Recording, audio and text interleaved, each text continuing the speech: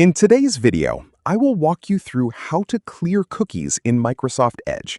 Want to get most out of this tutorial? Sign up using the link in the description below, and let's jump right in. First, open Microsoft Edge on your computer. Then, click the three dots in the top right corner to open the browser menu. From the menu, select Settings. Once you're in Settings, click Privacy, Search, and Services from the left sidebar. Next, scroll down to Clear Browsing Data and click Choose What to Clear.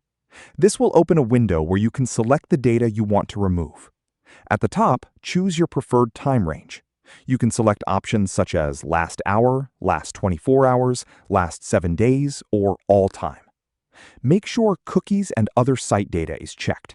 If you only want to remove cookies, leave options like browsing history and cached images and files unchecked.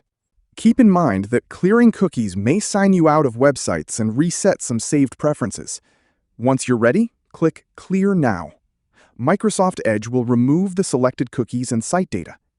After the process is complete, you can return to your open tabs and sign back into any websites if necessary.